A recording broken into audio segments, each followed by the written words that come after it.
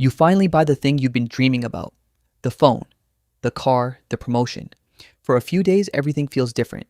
Then one morning, you wake up and it feels ordinary. The strange part is, nothing changed except your brain.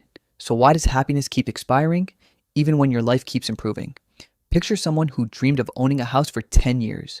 The day they get the keys, they're overwhelmed with joy.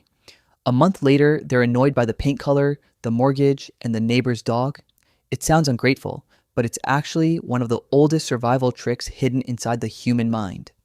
And it quietly controls almost every decision you make. Your brain was never built to keep you happy. It was built to keep you moving. Thousands of years ago, the person who stayed satisfied for too long was less likely to search for food, safer shelter, or better opportunities. So evolution rewarded people who quickly adapted and wanted more. That ancient survival system is still running today, except now it's chasing bigger TVs instead of bigger harvests. But here's what almost nobody realizes. The more extraordinary something becomes, the faster your brain files it under normal. Think about your favorite song. The first time you heard it, you probably replayed it nonstop. Then one day, without noticing, you started skipping it. The song didn't become worse. Your brain simply stopped treating it as new. Now imagine that's happening with your entire life. The city you dreamed of living in, the partner you couldn't stop thinking about, the salary you once believed would solve everything. Your mind quietly turns miracles into background noise. And there's another invisible force making it even worse: comparison.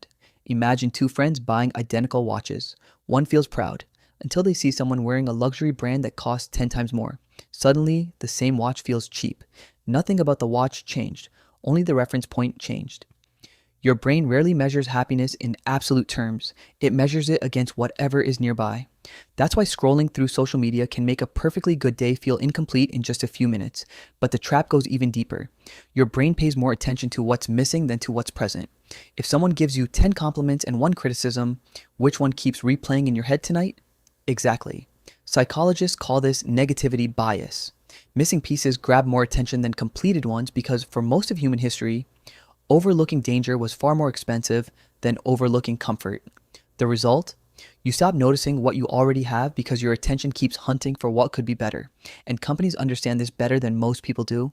Every year, your perfectly working phone suddenly feels outdated. Not because it stopped working, but because a newer model appeared beside it.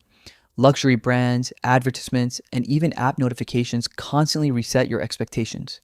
They don't need to make your life worse. They only need to make your current life feel less exciting. That's why chasing just one more can become endless. But here's a twist that changes everything. Your happiness isn't disappearing. Your attention is. Try this experiment. Think about something in your life that once felt impossible to have. Maybe reliable internet, maybe your closest friend, maybe simply having enough food in the fridge.